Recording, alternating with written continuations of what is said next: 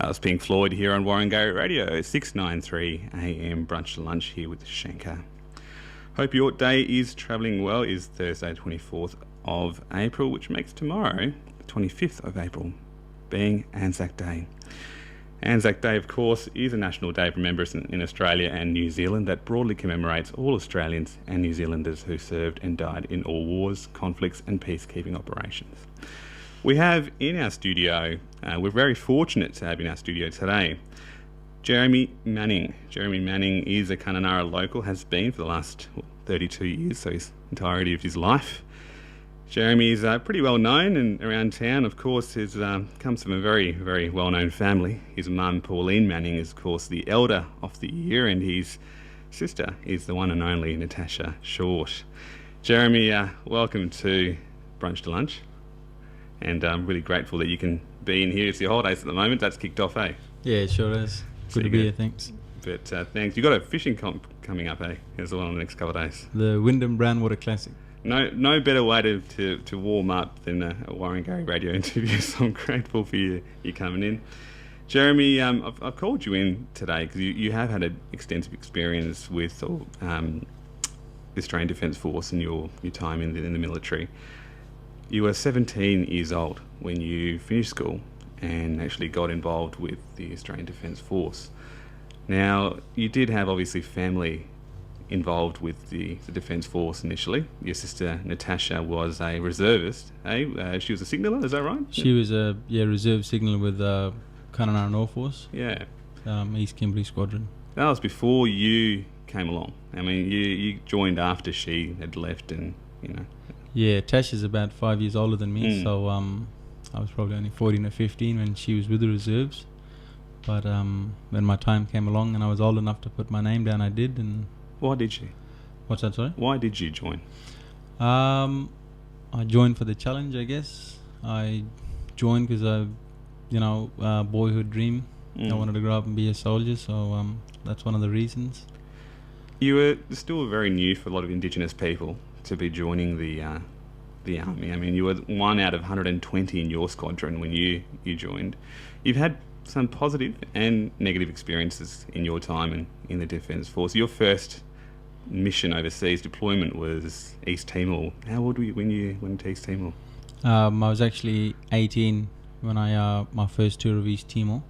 So I was probably 2 months at a boot camp after 3 months in Kapuk and Wagga Wagga, and 2 months in my new unit, and then straight overseas. You'd seen some of sort of military operations and activities before you even joined and while you're training.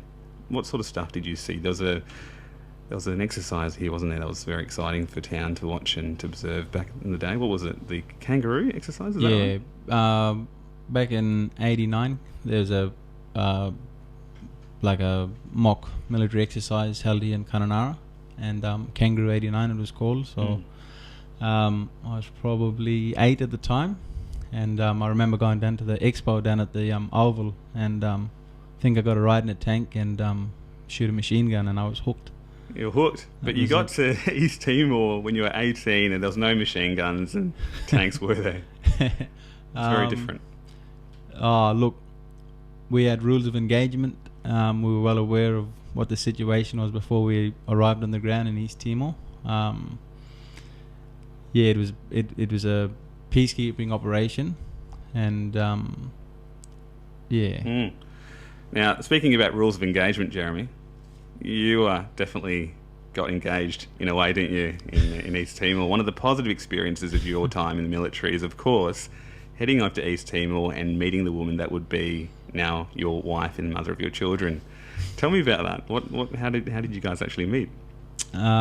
Yes, I did meet my wife Liz in East Timor while on operations on my first tour. I was actually part of a ready reaction force that responded to an incident in the city one afternoon, and Liz actually spoke English, and so the first thing is that you guys can actually communicate to each other. Yeah, that's right. I guess that's what caught my attention.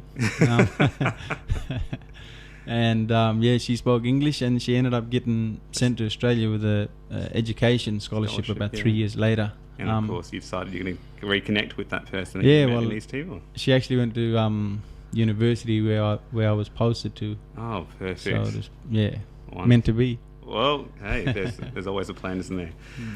Okay, so you guys got married. I guess that's one of your, obviously your positives that's come out of your experience with the military. But there have been, being honest, there have been some challenges, haven't there, for specifically an Indigenous person in your military life. One of those, I guess, would be the fact that, this was a number of years ago now, but being the one of 120, were there experiences that you now look back on and think? Like you said, being the only Indigenous soldier in an artillery battery of 120 white men, you stand out. And obviously there's a lot of stereotype still around in Australia and in the Australian psyche today. So now you've asked me to not talk about specific incidents, and I respect that, but to go a bit deeper, there were things that took place which really were related to the fact that colour was a difference. Yep. I've been called a shit soldier because I'm Aboriginal and I come from a background of hunter-gatherers and not warriors, so I don't belong in the Australian Defence Force. And these were things that were communicated to you from senior officials? Directly to myself from senior soldiers. That would make you feel pretty, I guess, set back a little bit, given that you've come from a very small community and this has been your aspiration ever since you finished school, and to go into an environment that was challenging. That sort of attitude or those sort of challenges have existed in the Defence Force with Indigenous people for quite a history, Jeremy, because back in World War II we had 5,000 Indigenous people that went to fight for Australia. They came back and they didn't receive the same benefits as their non-Indigenous fellow soldiers. They didn't get membership into the Return Service League. When you hear about things like this, is it confronting for you? How do you reflect on that? I think it's more disappointing than confronting because it wasn't me personally, but more disappointing than anything. Things have changed, of course, from that time. Then Indigenous people had to disguise their identity back in World War I, and then World War II coming back and not getting those benefits. But things have certainly changed, haven't they? Yep, things have certainly changed. I walked into a bar on Anzac Day in Sydney in my uniform and got free drinks all day. So I think things have changed. Taken care of. Yeah. Speaking of taking care, you're now in your role today as a Quantaf mentor, and you work with Indigenous young men to support them through school and all that. Taking off your hat of Quantaf and just as Jeremy Manning and your experiences with the military, what would you say that you learnt from your experiences that might be relevant for the boys that you're working with today? I think life in the army prepares you for life outside the army too. I think it teaches you discipline, obviously. It teaches you health and well-being. There's a huge emphasis on punctuality, and that goes a long way in the working life today. So there are a few things that I've picked up primarily from my 5 years in the army.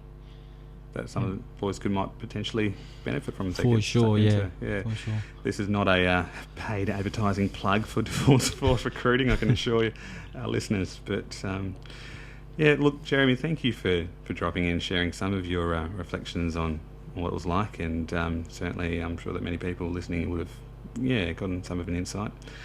I hope you enjoy your Anzac Day tomorrow. Are you going to be at the service? Yeah, I'll be up at the hill. It's a bit of a tradition with me and my dad, and we get up early every Anzac Day and go up to the Anzac Hill. Fantastic, and hopefully we can wake up Natasha Short. She might be there too, eh? Big shout out to Natasha, who's I'm sure busily working at Woonan right now. But thanks so much, Jeremy. We're going to kick on with the show, and I hope you enjoy your Anzac Day weekend, as does all our listeners listening in. We've got Pink coming up now, and a few other songs after that. 11:36 in the East Kimberley. Hope you're enjoying your day. Brunch lunch here with Shankar.